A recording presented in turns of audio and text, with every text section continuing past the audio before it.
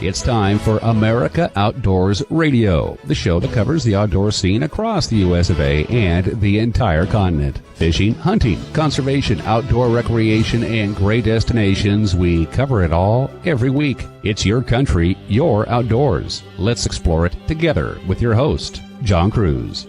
This is the time of year many of you are applying for big game tags in your home state or in others. In some states, it's easy. You simply buy an over-the-counter tag along with your license and you're set for the general hunting season this fall. In other states, though, especially many western states, it's not so easy. The fact of the matter is, in many hunting areas, there are a lot more applications than there are tags. This is especially true for areas known for producing big bull elk and buck deer, and don't even get me started on bighorn sheep, mountain goats, or moose, which in many states is a once-in-a-lifetime draw, with the odds heavily stacked against you ever drawing a tag like that in 20-plus years of trying to do so.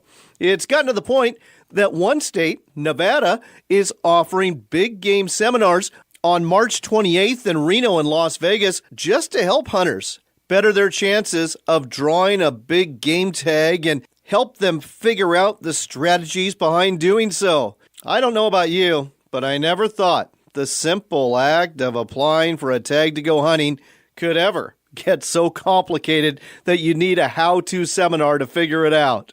Okay, let me tear you away from your hunting regs or state hunting and fishing website long enough to tell you what's coming up this week on America Outdoors Radio.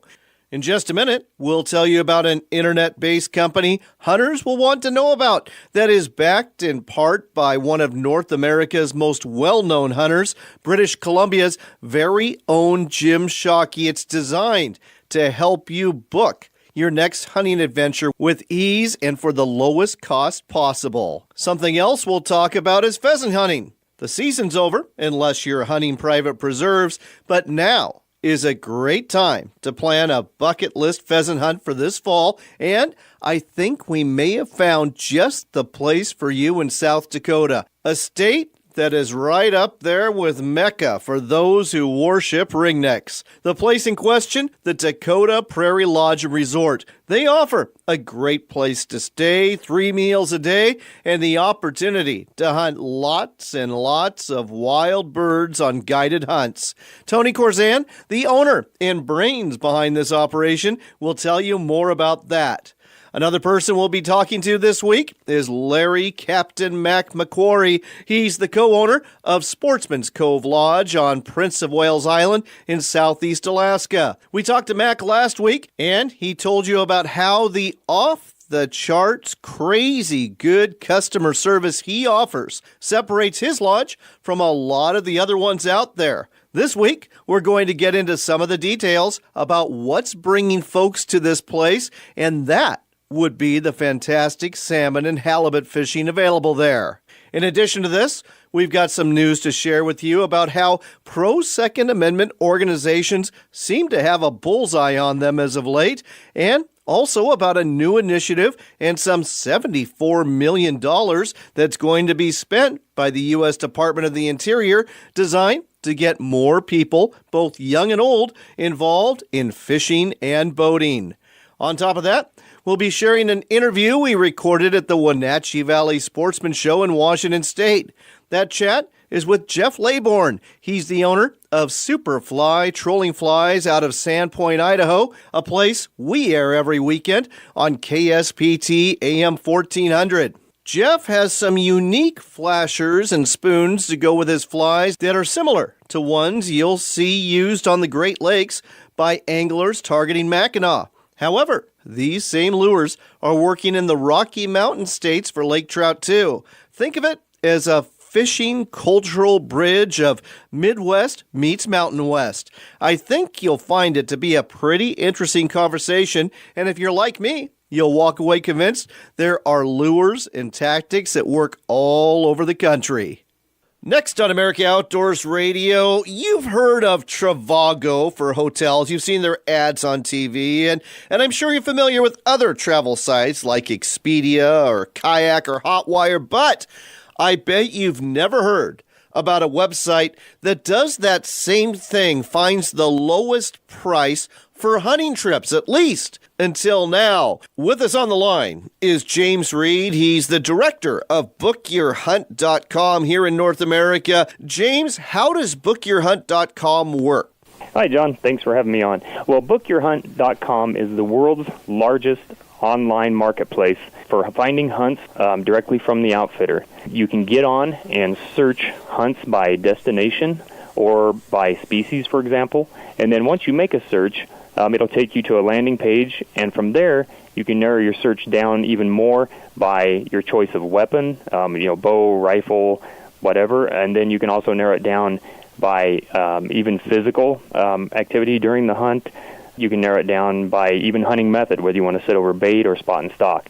So it gives you filters to narrow it down because we have a lot of hunts, and it can be overwhelming without the filters. So you can go on there and you can search a hunt, find a hunt, and book a hunt all in one place. Well, you certainly do have a lot of hunts. And folks, it's not just in North America either. You've got hunts all over the world and outfitters all over the world too. Yes, we're currently offering over 3,500 hunts from 480 outfitters in 45 countries around the world.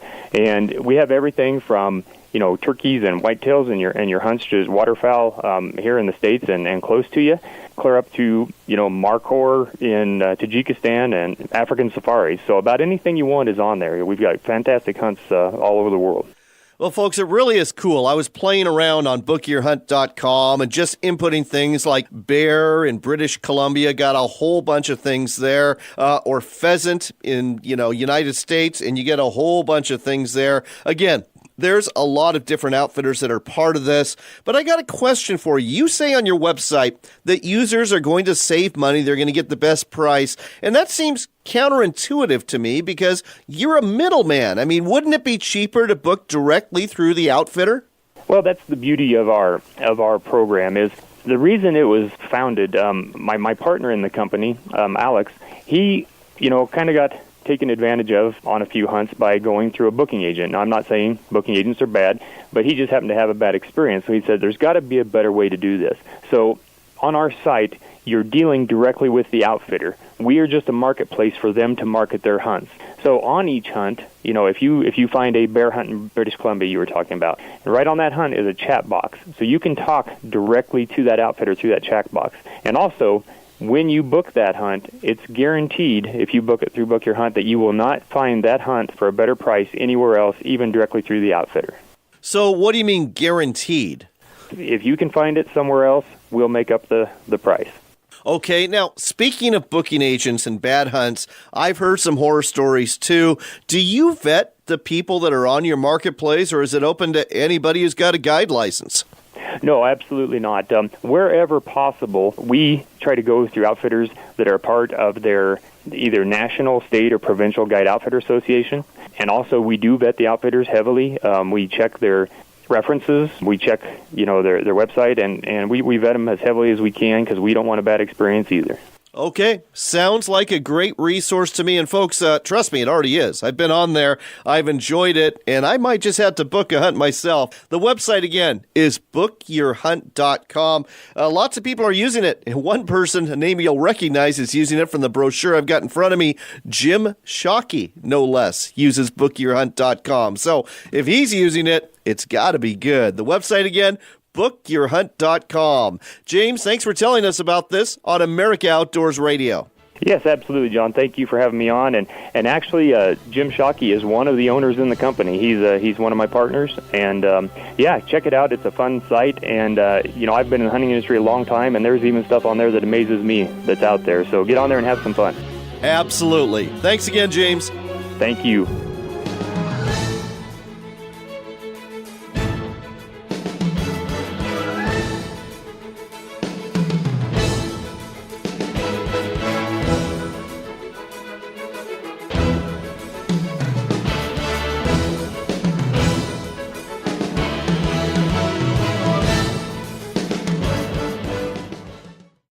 I'd like to welcome a new sponsor to our show. It's Sportsman's Cove Lodge, and many anglers who have been there will tell you it really is Alaska's best lodge. Sportsman's Cove Lodge sits on a salmon highway full of kings and silvers. There's halibut too, and there are some really big ones. Finally, with decades of experience taking care of customers, Sportsman's Cove Lodge knows how to treat you right from start to finish. Ready to book your trip of a lifetime? Then call Sportsman's Cove Lodge at 800-962-7889. That's 800-962-7889. 800-962-7889 for Sportsman's Cove Lodge.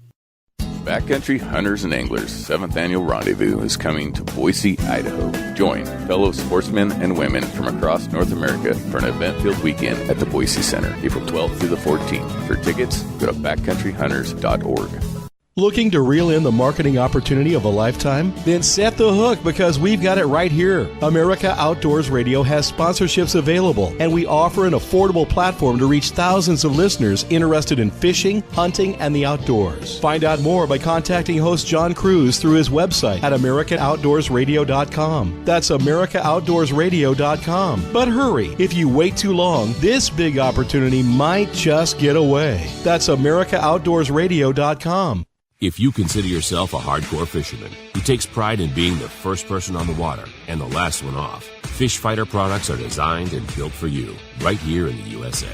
Fish Fighter products are used by the top fishing guides in the Northwest because they know having the right equipment is imperative to a successful fishing trip. With our Relentless Series tackle trays, rocket launcher rod racks, and breakaway river anchors, Fish Fighter products makes the gear you can count on. Find out more at fishfighterproducts.com.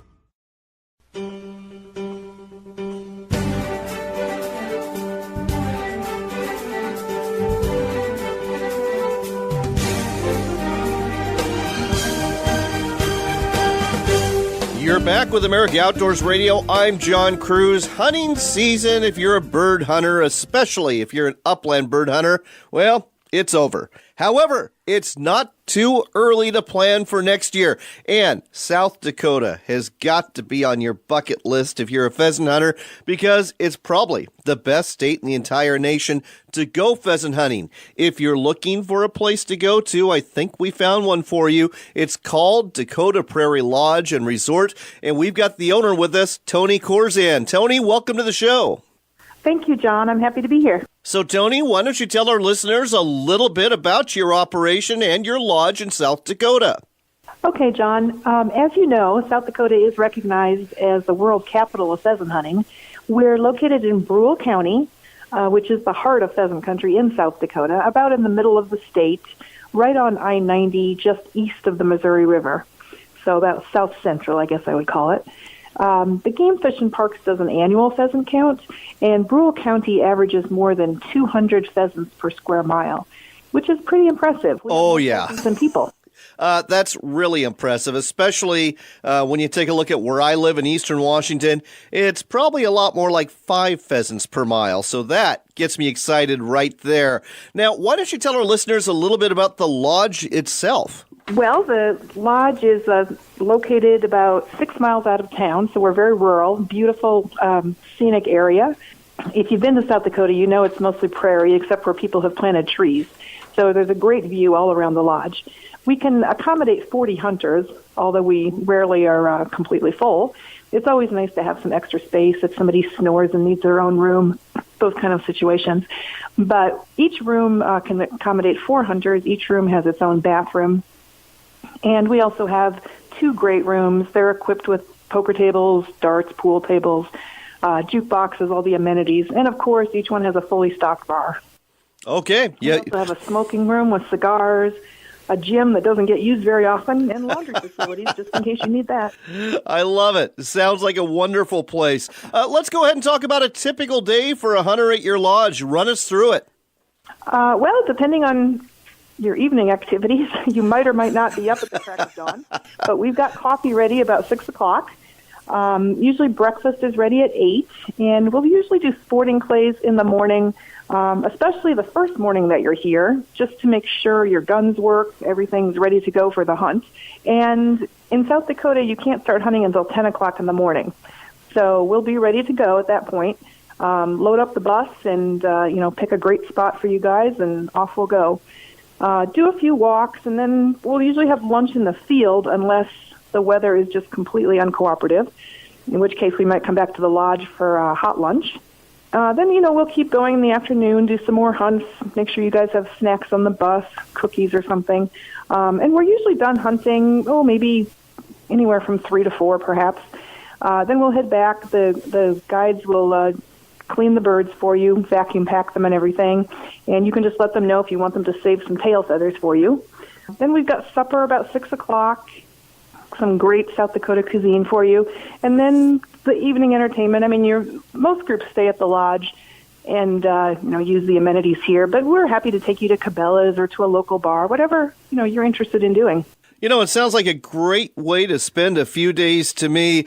Love the fact that you not only clean the birds, but vacuum pack them too. What is the daily limit of pheasant, and what's the possession limit you can take home with you? Well, we only hunt wild birds, so the guidelines are 3 roosters per day. There's a possession limit of 15, so you could hunt for 5 days. At that point, you'd either need to send your birds home or make some other arrangements for them, because your license is actually good for 10 days, but it's actually set up that way. The Game Fish and Parks was thinking that folks would like to come back twice during the season, so they might use 5 days the first time and 5 days the second time. It depends what works for a specific hunter. Actually, honestly, most of our groups come for 3 days. That seems to be kind of the standard. What people can manage to take time off from work and travel and whatnot. I was going to ask that, and so thanks for answering that. Another question for you. These are guided hunts, and I'm sure the guides have got some great dogs. What kind of dogs are you hunting over? Are you hunting over labs? Are you hunting over pointers? Tell me about that. Well, hunters are welcome to bring their own dogs, so that actually makes the hunt even more fun when guides do that. Most of my guides use labs, but we've had a whole variety of client dogs. I would say the most common are Brittany's and Shorthairs. But there's plenty of other great hunting dogs, too. And it's such fun to watch the dogs work. They really love to hunt, and it's amazing to see them find birds where you had no idea one was hiding. Here's another question for you. When it comes to staying at the lodge, it sounds like you might come with a buddy or maybe a group of 4 or 6. Are you going to be hunting with another group, or are you kind of on your own? Well, generally you would just hunt with the people that you came with. Once in a while, I'll have a hunter come alone, and he'll ask if he can join a group, but it just depends on who else is here. So I would recommend that you plan to hunt with just the people that you came with. You might, over the years, you might develop a friendship with another group that comes the same time as you and might want to hunt with them for one day. It depends on the specific circumstances, but generally plan to hunt with just your group. Sounds good. And as for the dogs, if you decide to bring your own dog, are they staying in a kennel or are they staying in the rooms with you? Well, it depends what they're used to. We do have 12 heated kennels. They have an indoor and an outdoor component and automatic waterers. They're very lovely. But some dogs just aren't used to that, so they're welcome to come in the lodge as well. And that might be another scenario where a hunter would need his own room if he's bringing his dog in to sleep with him. Yes, that would be another scenario now, wouldn't it? Okay, so a last question. You mentioned South Dakota cuisine. You got to go ahead and tease me with some of your popular breakfasts, your lunch, and your dinner. What are people going to be eating there? Well, my cooking ladies love to make local food. The joke is that anytime we put bacon on anything, it's going to be a hit. This is true. We generally have prime rib on the last night that the hunters are with us. And we also feature walleye. That's a local favorite because we're only about 10 minutes from the Missouri River.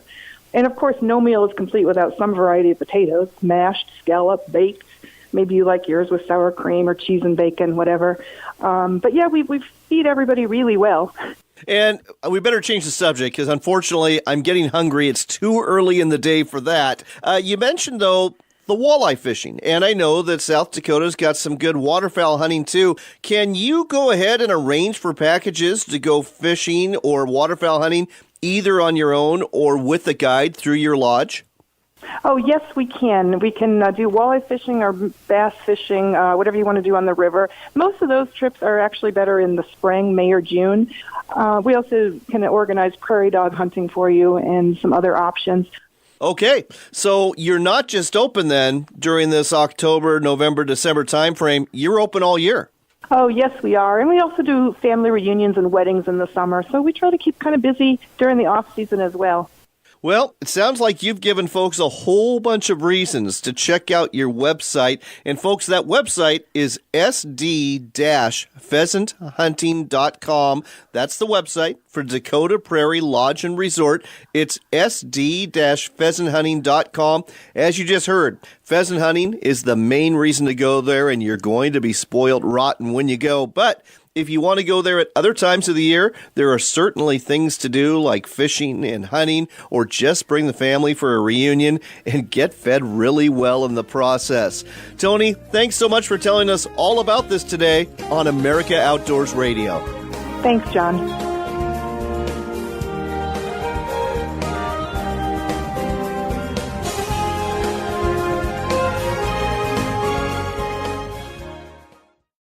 I'd like to welcome a new sponsor to our show. It's Sportsman's Cove Lodge, and many anglers who have been there will tell you it really is Alaska's best lodge. Sportsman's Cove Lodge sits on a salmon highway full of kings and silvers. There's halibut too, and there are some really big ones. Finally, with decades of experience taking care of customers, Sportsman's Cove Lodge knows how to treat you right from start to finish. Ready to book your trip of a lifetime? Then call Sportsman's Cove Lodge at 800-962-7889. That's 800-962-7889. 800-962-7889 for Sportsman's Cove Lodge.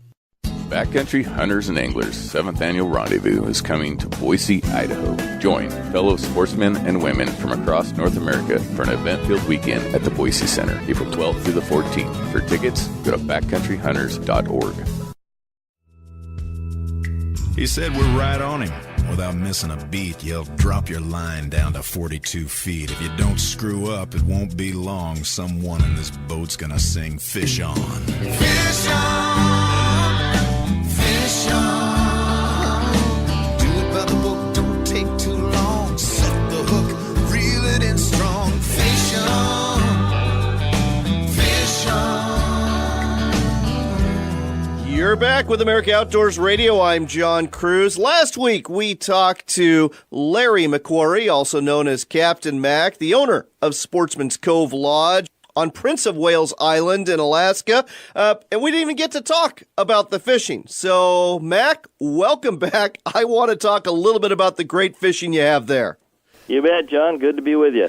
So let's go ahead and start off with the salmon. I know when people think Alaska, they think two species, salmon and halibut. We'll start off with the salmon. What are the seasons that you have there, and just how good is the fishing?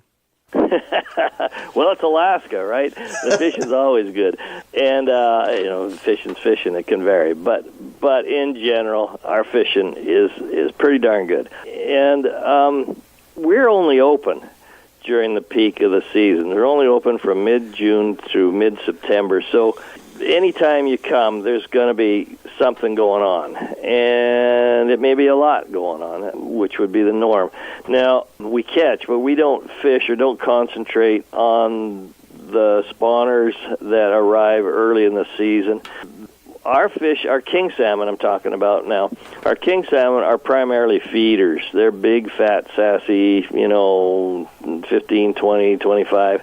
Our record is 56 pounds caught last year, actually. Wow. And we'll get fish like that through the season. But primarily, our kings are available throughout the season because they're not traveling kings. They're not spawners. They're residents that are hanging around, feeding, getting fat, and ready to go to their rivers maybe in the following year like that. So they're available all year. Mostly you hear about kings early in Alaska, and that is true. But our fish are spawners. They're not as I said, they're spawners, so they're hanging around. They're available all season. In fact, that 56-pounder last year was caught in August, so that gives you an idea. And we had several in that range, not in the 50s, but 30s and 40s at that time. Weren't even spawners. They still had a year to go. What about the silvers? Silvers will show up middle of June, and they're fun, boy. They are just a lot of fun. And they grow. They put on, people don't believe this, but it's true. They put on about a pound a week from the time they show up in mid-June to the time we shut down in mid-September. And they're still going wide open in September. We just can't get people to think of Alaska as a destination after, once they get into September and school's closed and typical traditional vacation time is over. But they'll be 12, 14, 16, 18 pounds by the time we get into September. Our lodge record for coho is 23 pounds. But they show up in mid-June as 6-pounders and 7- and 8-pounders, and they'll just do the math, add a pound a week through the season for silvers. Mac, what is the limit that you can take home from a trip? We don't have the king salmon limits yet. They won't come out till the abundance index shows up here in April, but we think it's going to be same as last year. For kings, it's going to be 1 per day, 28 inches or over, and probably 3 annually. And for coho, it hasn't changed. Coho silvers hasn't changed for forever. It's always been 6 fish per person per day with no annual limit. And the same for pink salmon, 6 per day per person, no annual limit. And they show up in July the 4th is kind of what's easy to remember for when they show up. And those little guys are a lot of fun. People poo-poo pinks, but boy, we don't. They are a lot of fun. Our tackle is light, and nothing fights pound for pound like a pink does. Those guys just don't give up. They are very plentiful and a lot of fun. All right, so that's the salmon. Let's turn our attention to the halibut. Halibut, again, the entire season, and there's no time when it's better or worse, or no time when there's bigger or smaller or whatever. They're there all the time, and very typically we will go out in the morning, get our limit of halibut, and then move on to all the various species of salmon. And if we do that, then we can go look for yellow eye, red snapper, yellow eye, lingcod, tons of rockfish. And one of the things that is caught on is true cod, Pacific cod, pea cod. Interesting. They are in huge numbers in most of the time, fun to catch because they're wide open when you get into them, and delicious eating. Just ask all the folks that eat at Ivar's restaurants in the Northwest. That's what they serve. They have their own fleet of boats that goes and finds true cod, Pacific cod. Well, I do love Ivar's Fish and Chips, so yes, I am all over that. Something else I want to talk about here are your charter boats. They are a little different than what everybody else is operating in Alaska. Explain why that is to our listeners. Oh, yeah, for sure. Well, the reason is because nobody else has boats like us, because we designed our own boats, and we build our own boats in our own shipyard up in Blaine, Washington. And they are 37-footers. Many Westport charter boats kind of walk-around decks, run-around decks, and a crew of 2, a deckhand and a captain, and a maximum of 6 guests.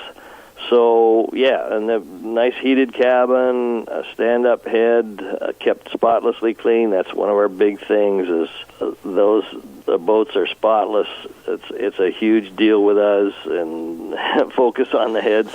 In particular, they're sanitized every day. Nobody likes going into a head that just, you know what I'm talking about. Yes, I do. I see that so often on charter boats. So they're big. For our part of the world, the typical charter boat in our part of the world in Southeast is a 20-foot something with a little back cockpit and with 4 people jammed in there and a captain, no deckhand, and generally not any heat, and generally not a stand-up head, and that kind of stuff. So ours are definitely different. It's one of the key points of our operation is our boats. All right. Well, believe it or not, Mac, we are running out of time again. Didn't even get a chance to talk about the fine dining and the great accommodations you have at Sportsman's Cove Lodge, but we will save that for another time. Before we go, let's give folks the website so they can find out more and book a trip with you for this summer. You bet, John. It's really easy to remember. AlaskasBestLodge.com. Alaska's Best. Don't forget the S after Alaska. Alaska and the possessive. AlaskasBestLodge.com. That's alaskasbestlodge.com. That's the website for Sportsman's Cove Lodge, just located a short float plane ride away from Ketchikan, which is easy to get to with multiple flights a day to Seattle. That's Sportsman's Cove Lodge. The website again, alaskasbestlodge.com. Go ahead and check it out and book now because space is limited, especially for this summer. Mac, always a pleasure to talk to you on America Outdoors Radio. You bet, John. Pleasure to talk to you. Look forward to doing it again sometime. We're going to end this segment the same way we started, with one of my favorite, if not my favorite, salmon fishing song. It's called the Fish On Song. It was written and it's been sung by Mark Keller. Now, Mark penned this song after a fishing trip in the northwestern United States, and he lives in California now. Not only is he a musician, but he's also a talented artist. If you want to find out more, just Google Mark Keller, and you can find this song on cdbaby.com. It's the Fish On Song. Enjoy. Fish on. Close your eyes and quote the scripture, but first get a camera and take my picture. Fish on. Fish on. Whoa, whoa. I'd like to welcome a new sponsor to our show. It's Sportsman's Cove Lodge, and many anglers who have been there will tell you it really is Alaska's best lodge. Sportsman's Cove Lodge sits on a salmon highway full of kings and silvers. There's halibut too, and there are some really big ones. Finally, with decades of experience taking care of customers, Sportsman's Cove Lodge knows how to treat you right from start to finish. Ready to book your trip of a lifetime? Then call Sportsman's Cove Lodge at 800-962-7889. That's 800-962-7889. 800-962-7889 for Sportsman's Cove Lodge. Where can you find 4 rivers, 3 great fisheries, 2 majestic mountains, and 1 fantastic adventure all year round? Sensational The Dalles. Active community, authentic food, and great beer. ExploreTheDalles.com. Come and create your own adventure, and maybe even you can hook a river monster in the Dalles. Ty Stubblefield here from Backcountry Hunters and Anglers, reminding you of our 7th annual North American Rendezvous, April 12th through the 14th in Boise, Idaho. Join us and special guests Randy Newberg, Ryan Callahan, Remy Warren, and Stephen Ranella for an event-filled weekend featuring backcountry seminars, our beers, bands, and public lands brew fest, and the world-famous storytelling night. All going on at the Boise Center, April 12th through the 14th. Get your tickets at backcountryhunters.org. Are you ready for your best of the West affordable summer vacation? Hello, I'm Mark Hemstreet, owner of Shiloh Inns. Many of the big hotel chains will have hidden extra fees for things like parking, internet, so-called resort fees, and lots more. The list is as long as it is sneaky. But at Shiloh Inns and Suites Hotels, there are no hidden fees. Shiloh amenities are all free, like Shiloh's spacious pools and spas, steam and sauna rooms, fully equipped fitness centers, and even the kids stay free. And don't forget that Shiloh Inns also provide a free continental or full hot delicious breakfast at most Shiloh Inns. Now that's affordable excellence. For reservations, call 1-800-222-2244 or visit our website at shilohinns.com. Smoke-free and dog-friendly Shiloh Inns. American family-owned and proud of it. If you consider yourself a hardcore fisherman who takes pride in being the first person on the water and the last one off, Fish Fighter products were designed for you. Fish Fighter products are used by the top fishing guides in the Northwest because they know having the right equipment is imperative to a successful fishing trip. With our Relentless Series tackle trays, rocket launcher rod racks, and breakaway river anchors, you'll spend more time chasing the fish, not your gear. Designed and built right here in the USA. Gear up at fishfighterproducts.com.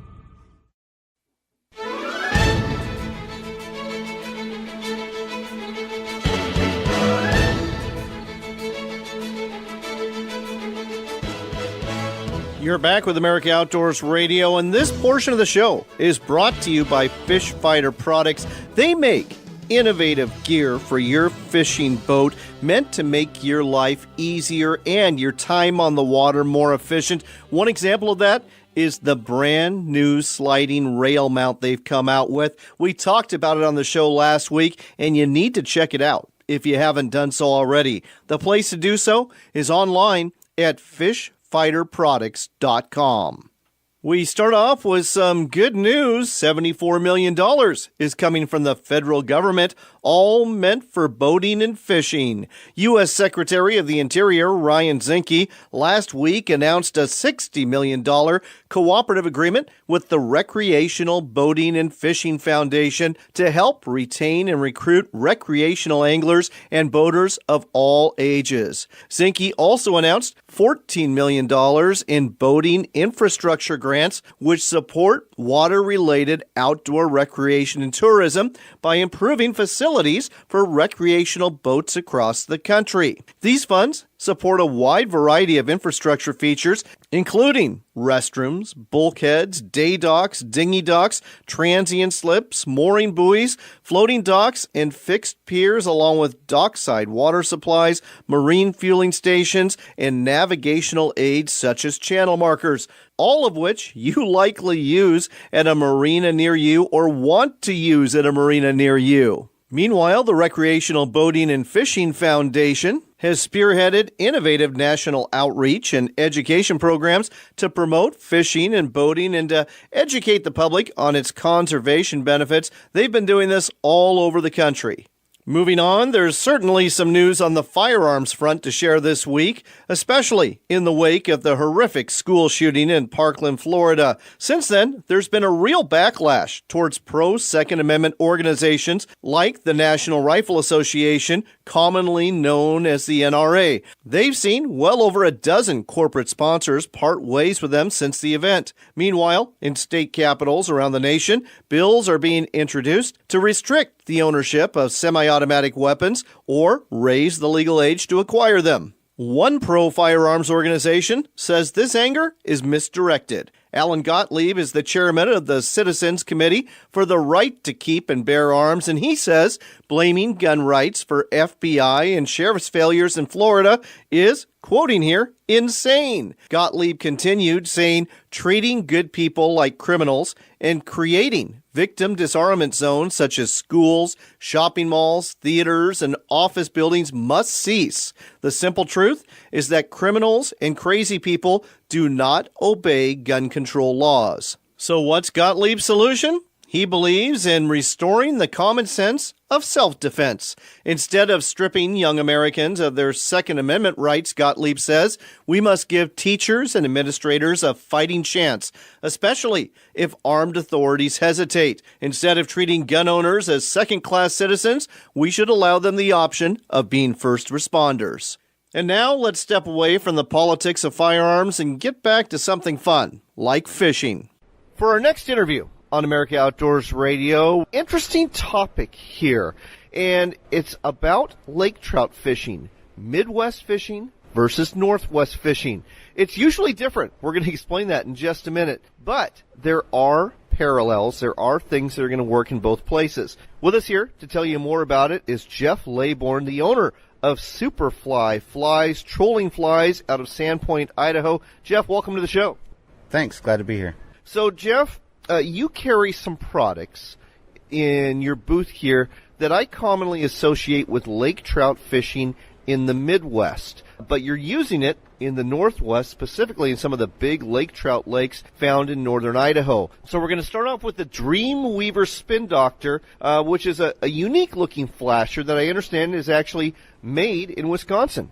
Yes, it's made in Wisconsin. Everything is done in the United States as far as swivels and coatings and things like that associated with the construction of the flasher. Now, a lot of the flashers that you see in the Northwest are of a rectangular shape or of an oblong shape. This is shaped more like one of those Christian fishes you'll see on the back of a pickup truck or a car. Right. These flashers are designed to corkscrew through the water. They are adjustable speed and adjustable action. Which is much different than a typical Northwest flasher. Right. This provides different action that maybe a fish in the Northwest hasn't seen, fish coming up the Columbia River haven't seen. So it's a multi-species flasher, but they do work great for lake trout.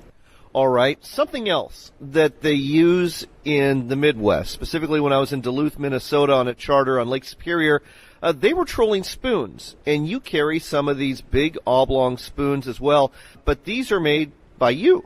Right. I make a whole series called the Northwest Series and a Wicked Series of 3 3/4 inch lightweight trolling spoons. And that's my next question. The spoons I was mentioning, especially those Lure Jensen crocodiles and those Eppinger spoons, those are heavy spoons. Those are casting spoons. So the ones you're making, they're made for trolling and specifically for lake trout? Right. They're a thinner profile. They tend to flutter a little bit, and you can run them behind the Spin Doctor flasher.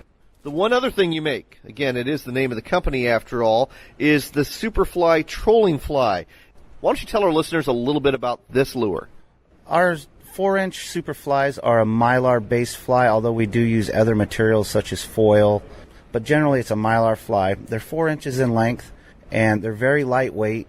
So here's the question. All of these things we've described clearly work in the Great Lakes for the Mackinac fishery they have there and in other Midwestern lakes as well, and I'm sure into Canada too, where these are all techniques that are used and have been used for decades. How does it translate to our lake trout fisheries in the Idaho Panhandle and places like Lake Pend Oreille and Priest Lake? Typically, back in the Midwest, when trolling for lake trout, they're hitting water that has no structure in it. Their bottoms are relatively flat. Over here in the West, we have a lot of structure where our lake trout tend to hold. So that's the difference between the two areas. And these flashers, you can target different structures, different types of bottoms with it. So it is going to be a downrigger fishery then? Right, yes. The Spin Doctors and the Superfly Flies are generally run on the downrigger, although we do provide a wiggle fin. That's an action disc that goes on the front that you can use the Superfly by itself, and you can long line it or troll it off of a diver. Are people using these with success in these northwestern lakes that you live in? I'm assuming they are, or else you wouldn't be in business. Again, Priest Lake and Lake Pend Oreille come to mind for the Idaho Panhandle. Flathead Lake in western Montana has got Mac Days every year where there's actually a derby and bounty for the Mackinac there. Are folks using these lures, and what kind of success are they having? Yes, on Lake Pend Oreille they have a 72-year-long derby. That's both for rainbow trout and for lake trout, and for the last 3 years, our flies have taken #1 spot in those derbies.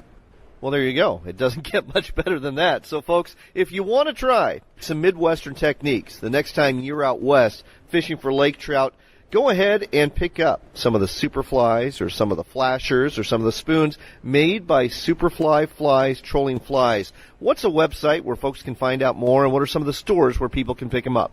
You can find them at superflyflies.com. Most of your Sportsman's Warehouse, Black Sheep, and North 40 Outfitter stores carry them. That's superflyflies.com, superflyflies.com. Check them out. Pick up some lures made in the Northwest that look like them from the Midwest that are going to get you more fish. Jeff, thanks for sharing this with us on America Outdoors Radio. You bet. Thank you. I'd like to thank Jeff and Captain Mac and Toni Korzan and Jeff Reed for joining us on the show today. Really enjoyed our conversations with them. If you missed part of the show, you can always catch it online. One place to do so is through our website at AmericaOutdoorsRadio.com. We'll have it posted there in a couple of days. You can also find out about our show, and get lots of information that we just don't have time to share on a weekly basis through our Facebook page. Like and follow America Outdoors Radio on Facebook. You can hear us on the internet at 6 a.m. Eastern Standard Time on talkamericaradio.us. That website is the new home for conservative talk, and it's also heard on several terrestrial affiliates in Georgia and Florida. Finally, you can hear us on the go and on demand through the Podbean app. Just subscribe and follow America Outdoors Radio, and through YouTube, where you'll want to follow Northwestern Outdoors. That's one word, and that's our channel that'll get you podcasts of this show and our sister show, Northwestern Outdoors Radio. It's time to go, but never fear, we'll be back next week with another hour of fishing, hunting, conservation, and the shooting sports. I do hope you're blessed in the days ahead, and I also hope you'll get a chance to get out there and enjoy some time outside. Remember, it is your country and your outdoors.